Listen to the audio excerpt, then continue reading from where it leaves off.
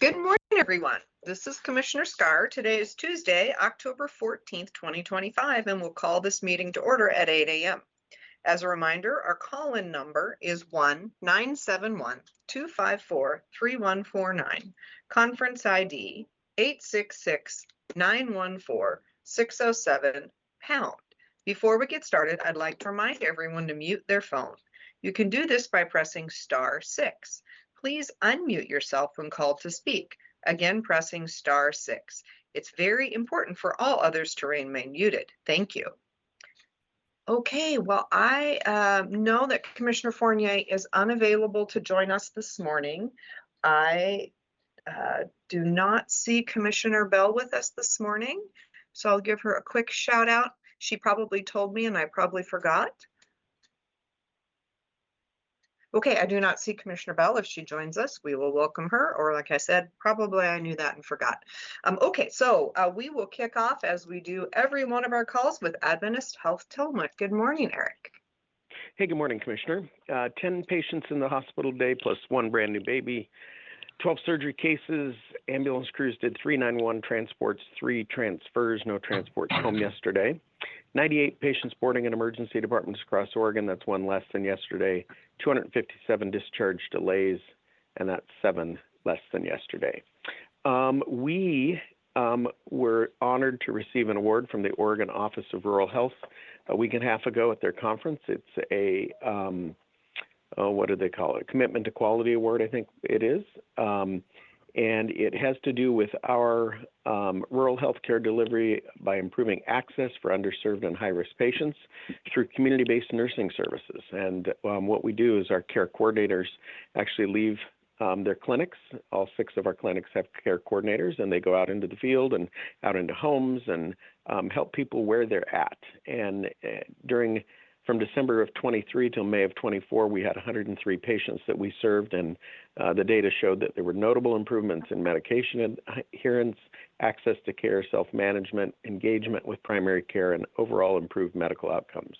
So we're just so proud of our care coordinators and Gina Seifert, who led that initiative, and appreciate the Office of Rural Health recognizing their hard work. So with that, unless you've got questions for me, I will go back on mute. No questions, but congratulations. That's fantastic. We know you all do fantastic work, and it's wonderful when it is appreciated far and wide.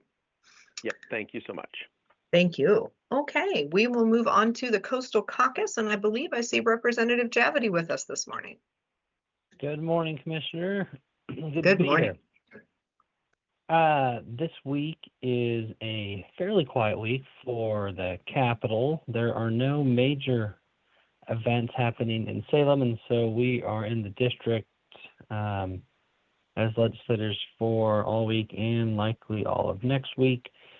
I have several meetings throughout the district on housing, healthcare, and infrastructure. I'll be both up in Clatsop County this week and around Tillamook, meeting with people to talk about projects they'd like to get going, seeking some money. The difficult thing right now, of course, is there's not a lot of money to go around due to the revenue shortfall that the state is anticipating due to some of the changes in the tax code from the HR 1 in Washington, D.C.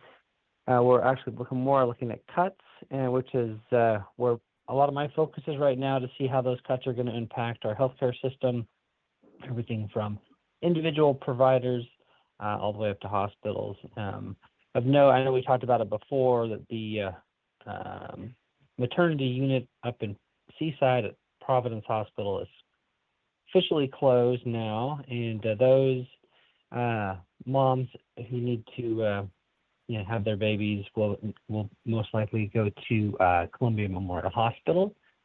And that is, while it's not directly related to the changes coming from HR 1, HR 1 did create the context where going forward the funding that would be necessary to keep a smaller hospital's maternity unit like Providence open and running didn't look promising, and so they made the strategic decision to, among other things, they couldn't find a doctor, an OBGYN, to come out to the coast and work. and nor could they find, and the staff they needed to keep on hand to meet some of the rules and regulations were just too expensive. And so that's the main reasons for the hospital shutting down. So we'll be looking just to, in the same vein at all healthcare systems throughout the state, especially in rural communities, to make sure that we don't undercut them in a way that we would lose services, because they all depend very much on the doctors' offices and hospitals and EMTs and everybody else that keeps us safe and healthy. Good work to to Eric and the hospital. They've done a fantastic job in our community with getting the dialysis clinic reopened, and I know they worked closely with partners throughout the county to make sure that we have access to care. Yeah. And what we need, as well as I didn't get to be here last week, but congratulations to Nahalen Wheeler in the north part of the county for opening the Nahalen Bay Health Center, which I know you were at, Commissioner, and enjoyed your remarks. What a huge win that is for our community, and what a great example of where a community pulls together and does something to improve the resources they have locally for everybody. So that's really it for my update. It's like I said, a pretty quiet week, and mostly focused on healthcare infrastructure, housing, and different projects, getting ready for legislative days in a few weeks back at the Capitol, and then of course for short session in a couple of months. All right, thank you. Any questions for Representative Javity? I was just on an Association for Oregon Counties call yesterday, and we got a little bit of information from our lobbyist. Just kind of as we look to the future and look to the landscape of, it looks like the state budget. I don't know if you'll want to comment on or add anything that I might share here, but we understand that the legislature, knowing that there were changes coming from the federal government, ended the session with $515 million set aside, knowing that there were likely to be some adjustments. And after the HR 1 was finished and everybody got to take a look and say, what does that mean? We're now expecting to be $373 million in the hole, which is something that now has to be balanced in this short session and through agency reductions, et cetera. So I think it's just important on the landscape for all of us to understand that there are limited options to rebudget at the state level, cuts, looking to more tax revenue if there was a way to make that happen, or accessing reserves. So just kind of an awareness that, I think we all know this. We go through these cycles at the state level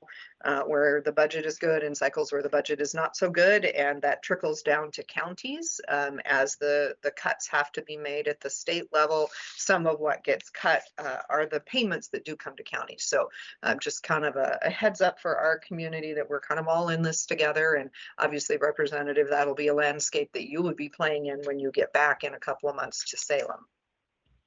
Yeah, you said it perfectly. We did kind of expect there might be some changes.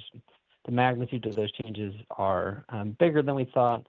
Now, the $373 million shortfall is about 1%, or less than 1% of what we need to fix, but it's still a lot of money, and it means important things are going to be cut. With things that people are talking about are screenings for cancer, or vision screenings in schools, or like you said, payments to counties for things that the state has said in the past you have to do, and now we don't give you the money to do it, and across every sector. But where it gets amplified, and what something I've learned at my time in Salem is, we'll set aside $1 for Medicaid, for example, but that $1 for Medicaid unlocks between $3 to $9 in money coming from the federal government to pay for health care. And so when we start looking at cutting $373 million, it's not just $373 million. By the time we're done cutting, if for every dollar we cut, we may lose federal dollars. And so that compounds how much money we actually might lose out of the budget. And we're trying to be very careful with not cutting things in healthcare because those can have direct and harmful impacts on, obviously on hospitals and healthcare employees and personnel, but more importantly on the patients that are hoping to receive care. So it's a little like trying to defuse a bomb, it feels like. Like you don't want to cut the wrong wire, colored wire, like you see on those little TV shows, and then have the whole thing unravel. And so in a weird way, it's been eerily quiet for a couple weeks because I normally have a lot of chatter going back and forth between legislators and lots of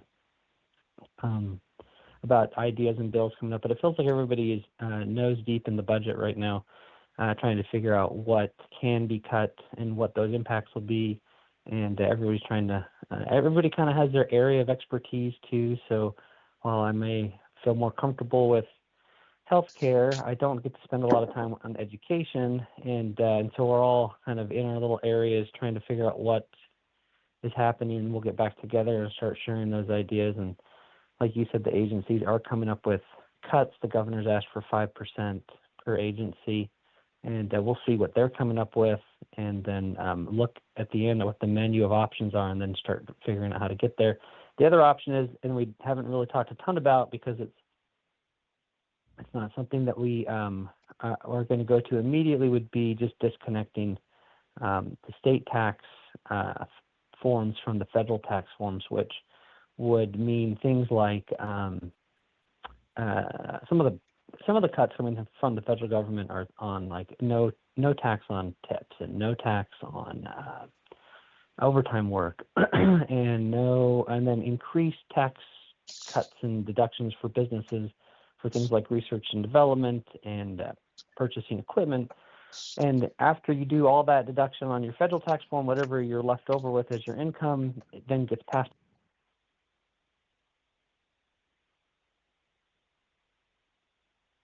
Did you get muted? I think you did, Representative.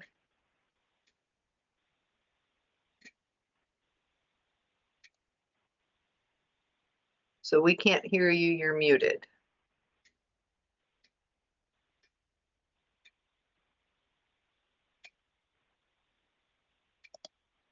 Okay, well, I am unable to unmute the representative. Not sure what happened there. Debbie, are you able to, I'm going to ask my tech support. I'm not sure that she can either. I'm unable to unmute him. He just needs to Okay. press 6. Okay, so *6 representative, if you can hear us still. Can you hear me now?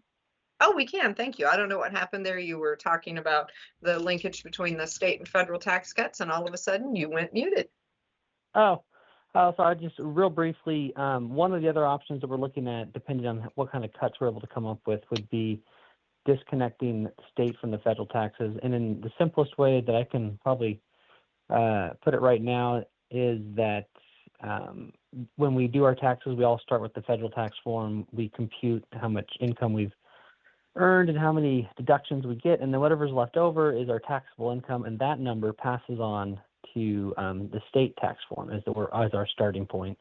And with some of those changes coming from the federal government, like no tax on tips and no tax on overtime and increased deductions for businesses, that makes that taxable income number lower on the federal income tax, which is great for taxpayers because they're going to be sending less of their money to the federal government and then obviously on to the state government.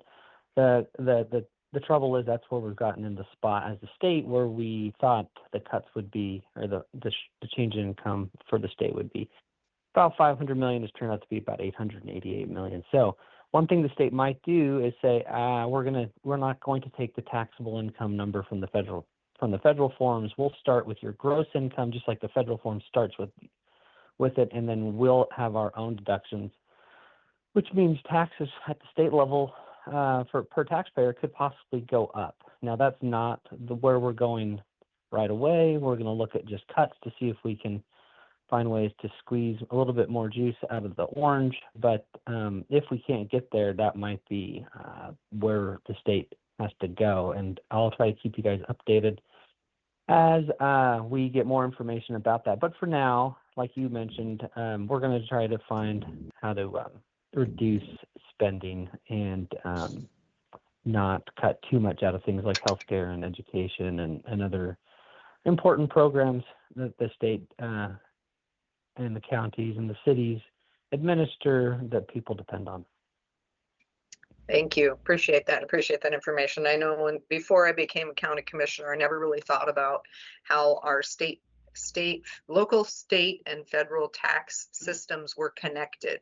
And so it's we are one government. When you really look at it across our nation, the federal government is inextricably linked into state government, and county government is inextricably linked into state government. So there is an intentional way the taxes have been formed together, and one affects the other. So just kind of an interesting systems look at things that, again, I never thought about prior to being a commissioner, and now I think about it all the time. So appreciate your insights. Absolutely, you're right on. All right, well, thank you. Thank you. You have a great day.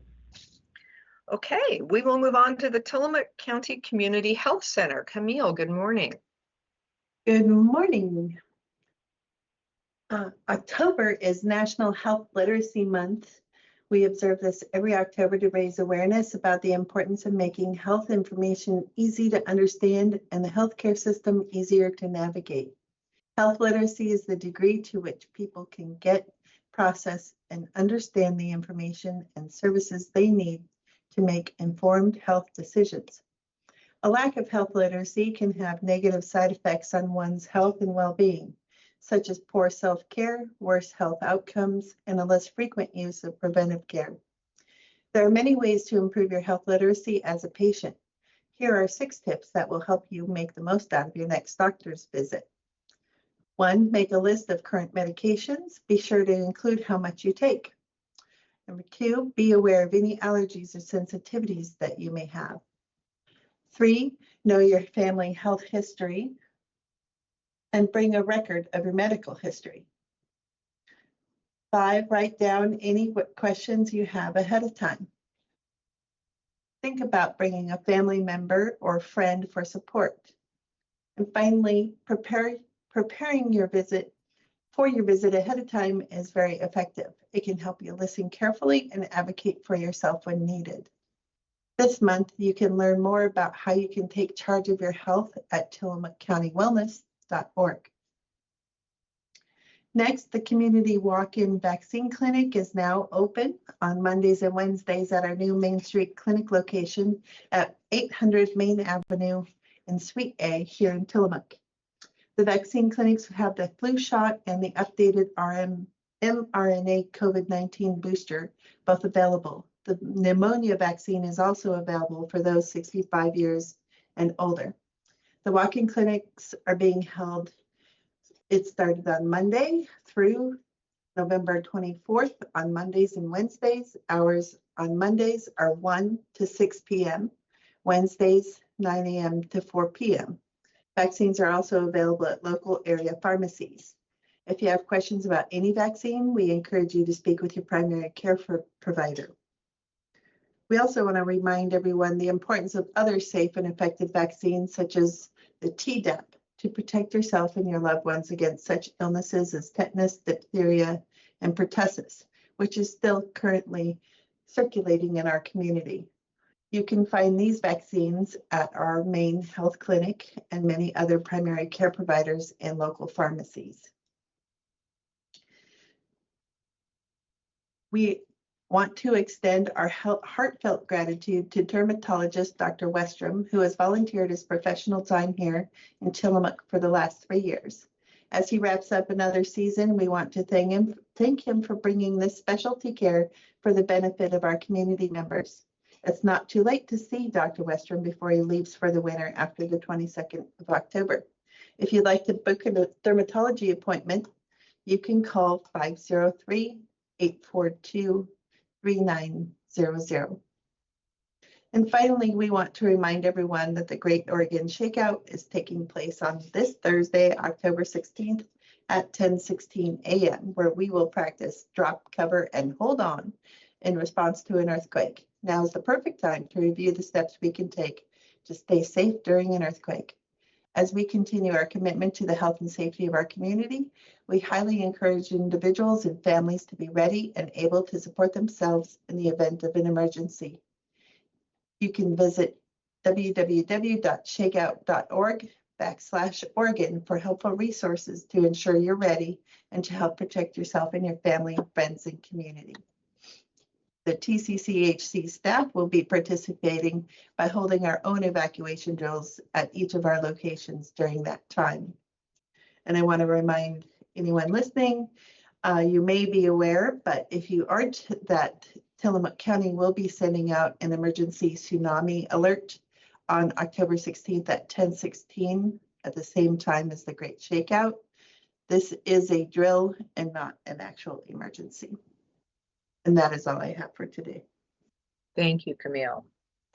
Okay, we will move on. We do not have Nehalem Bay Health Center and Pharmacy today. They're taking a well-deserved break for a couple of weeks after the amazing opening of the health center. So we will move right on to Tillamook Family Counseling with Frank Hannah Williams. Good morning, Frank.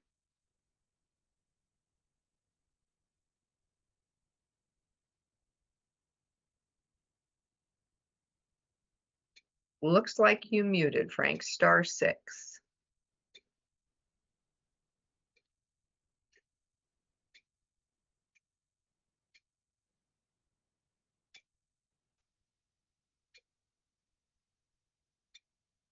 You now appear to be unmuted. Oh, there you go. Yeah, I have a little difficulty with the mute there. Good morning. Frank Hannah Williams, Director, Tillamook Family Counseling Center, Behavioral Health Services for Tillamook County residents. Don't have a extensive message this morning, but if you are interested in appointments, in any information about the agency, you can reach us at 503-842-8201 or 1-800-962-2851. Just want to say that tomorrow is the beginning of a 3-session parenting series, active parenting series. It will be on the 15th, the 22nd, and the 29th. And if you are interested in being involved in a process of a virtual process of learning about issues related to parenting 5 to 12-year-olds and being able to connect with others who are having some of those, who are learning and also experiencing some of the same kinds of challenges, you can give us a call at our number of 503-842-8201 and indicate that you're interested in the parenting series. And the staff will be able to help you with that. That is the extent of my message today, and I'll take any questions if there are any. Thank you, Frank. Okay, perfect. We will continue through our agenda and move on to emergency management. Randy Thorpe, I think I saw you here today.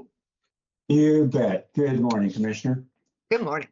As was mentioned, this Thursday, that's in 2 days, we are going to have our tsunami evacuation drill coupled with the Great American Shakeout. And as was mentioned, I will be sending out a alert on that day, and it's going to state, this is a drill. This is not real. So make sure that you read all your alerts very carefully, because I am definitely letting everyone know that this is a drill and not an actual tsunami coming in. The actual wording will be in the form of, this is a drill from Tillamook County, tsunami arriving in 30 minutes. If you are in a tsunami inundation zone, move quickly to the nearest assembly site. So that will be the message sent out on Thursday. Tomorrow, Wednesday at 10:16, I'm going to send out a reminder again. I sent one out on Sunday.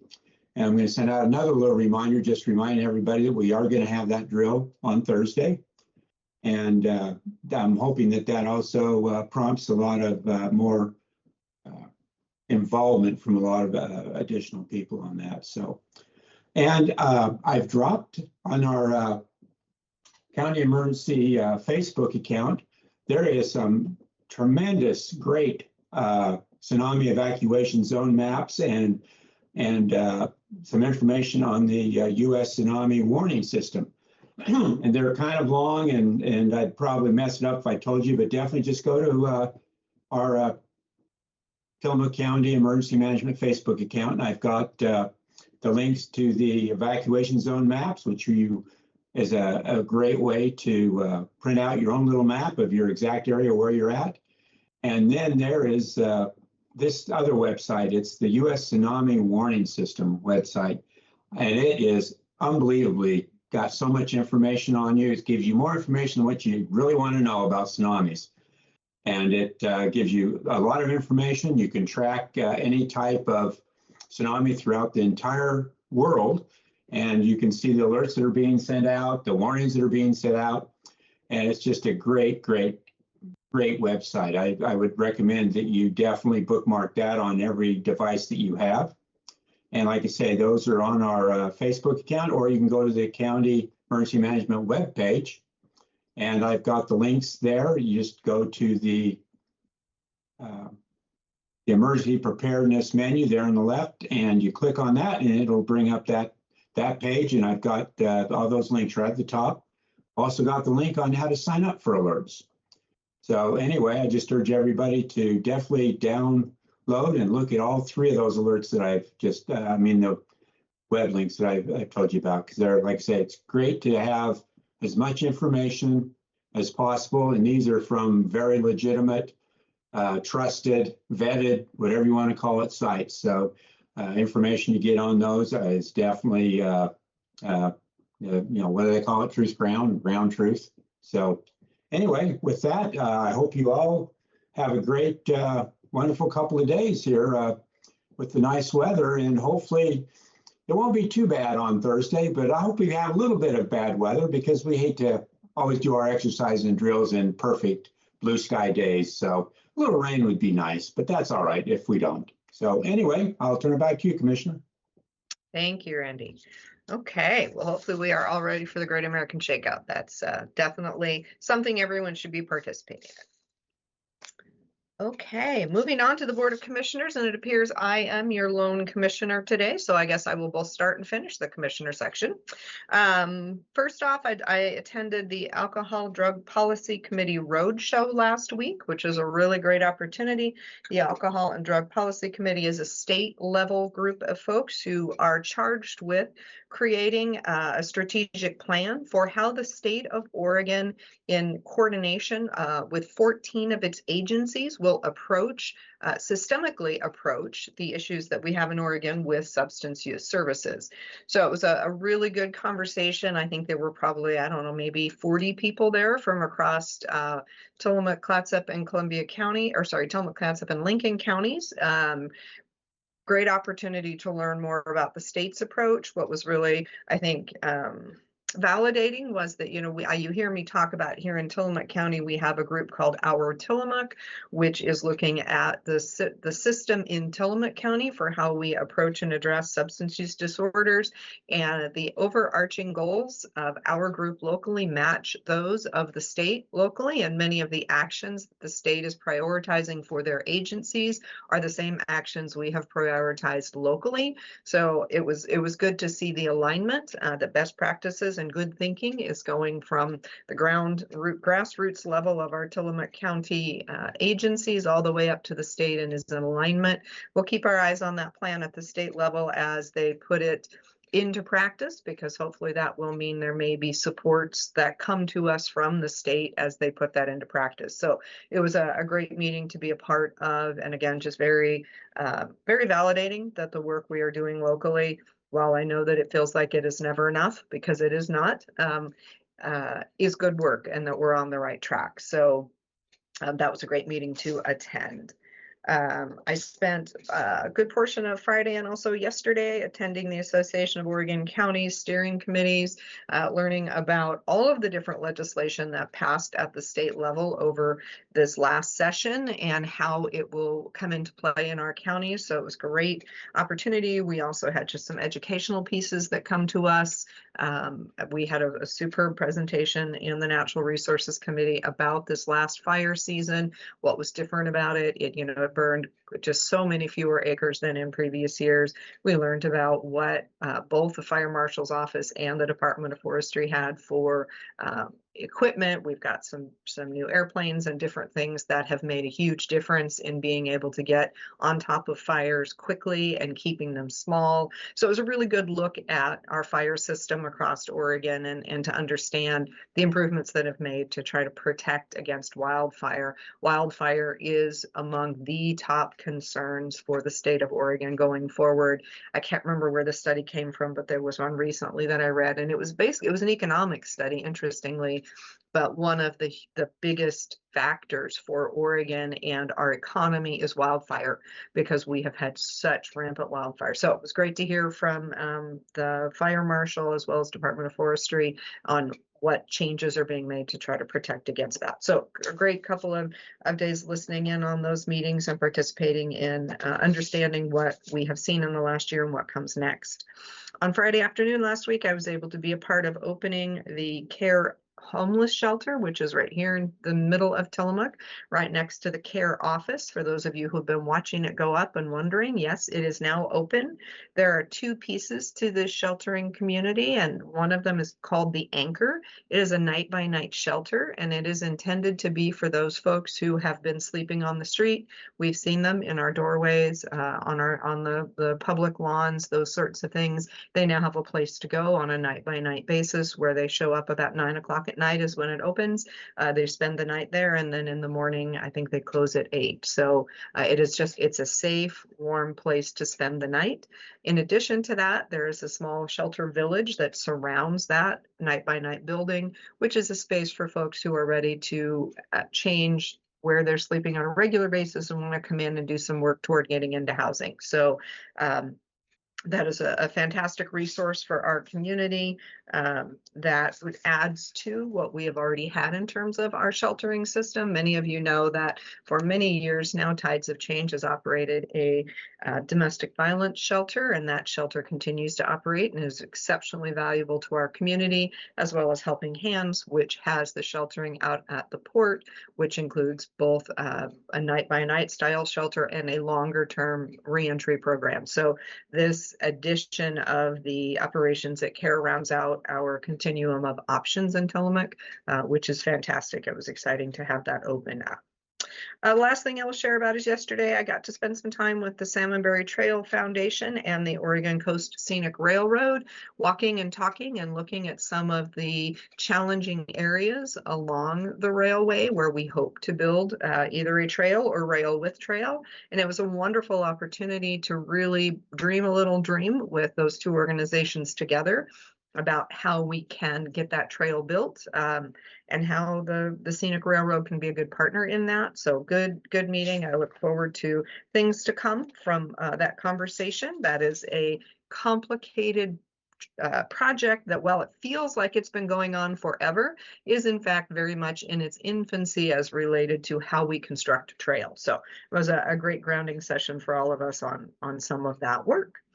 With that, I'm actually going to move us forward to our cities, and I'm going to ask if we have anyone from the city of Manzanita today.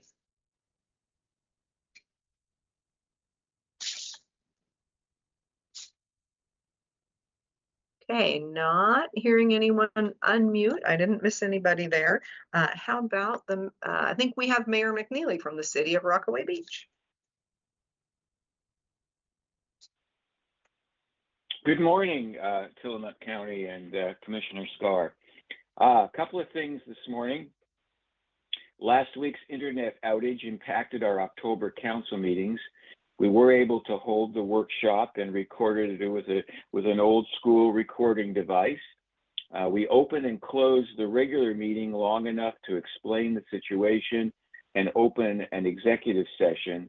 After closing the regular meeting, we did hold the executive session. As we all know, technology is not always a friend. The City Council's decision regarding the case remanded by LUBA was finalized on October 7th. All parties involved have been duly notified. The applicant has until October 28th to determine whether to appeal this decision back to LUBA. The Planning Department will continue to provide updates as developments arise. Continuing with the Planning Department, they applied for a third Department of Land, Conservation and Development Housing Planning Assistance Grant. This funding would enable the hiring of a consultant to assist staff with updating the comprehensive plan map, which also serves as our zoning map. I have it on good authority that the Rockaway Beach Pelican Brewery Tap Room opens this coming Friday, and a cheer rose out of the crowd. We're very excited in Rockaway Beach to have Pelican Brewery join our businesses on the 101 corridor, or downtown corridor. And then last, as part of KATU's Fall Destinations series, Nan Devlin, Tillamook Coast Visitors Association, arranged for me to be interviewed on ARC PDX, AM Northwest, and Afternoon Live. Opportunities like this to share all that is wonderful about Rockaway Beach are far and away my favorite activity as mayor, but I wouldn't have these opportunities if we didn't have such an awesome community. My thanks and gratitude to our business owners, our residents, our counselors, our leadership and staff that work collaboratively to create a welcoming and vibrant community. As I said before, it is a great time to be mayor of Rockaway Beach. Back to you, Commissioner. Thank you, Mayor. And I was going to wait and let you talk about the tour of the Jetty Creek watersheds, but you didn't, so I'll just mention it briefly. It was a wonderful opportunity. I was invited to join a tour that looked at Rockaway's watershed and their plan to purchase that watershed, a chance to get to meet the partners included in that, which includes Nuveen Timber, as well as the City of Rockaway. And you'll forgive me, the consultancy name sneaks out of my head, but I know that North Coast Land Conservancy has been involved. There's also another land conservation organization. So it's an amazing group of partners who've come together and have been working on this for a fair window of time, preparing for the eventuality of the city taking over and managing that watershed. So it was a great tour. Really appreciated the opportunity to be a part of that. Thank you for bringing that up. I was a bit flabbergasted at the wide number of agencies and areas of government and organizations that chose to come to our small burg on the coast. And I would agree with you. It was a really good experience and a good tour. One of the big points was the work that Tillamook Estuaries Partnership has done to build a woody debris area to enhance areas for salmon and other fish to survive and prosper on Jetty Creek.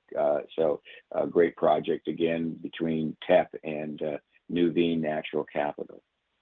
Thank you. Thank you for remembering them as well. There were a lot of people there, but it was great. And it's, I think it's Tillamook County is part of a much larger movement in that way, or I should say our cities and water districts of Tillamook County, in the effort to purchase and manage watersheds in a very specific manner for water quality. And I know that Rockaway is also looking at whether, how that might fit with access and recreation and all the things where a local community or a local water district in service to its community can take that watershed and steward it in the way they feel that it is best done. And there are grants for that. And it's a new day for that. It's been happening for a while, but I feel like there's definitely a stronger movement of which you are a part. So appreciate that. Thank you. All right. So moving on, we have the City of Bay City, and I believe I have Mayor Welch with us this morning. Good morning, Commissioner Scar. Yes, Leanne Welch, Mayor of Bay City. Tonight, we have a City Council meeting at 6 p.m. at City Hall. All are welcome.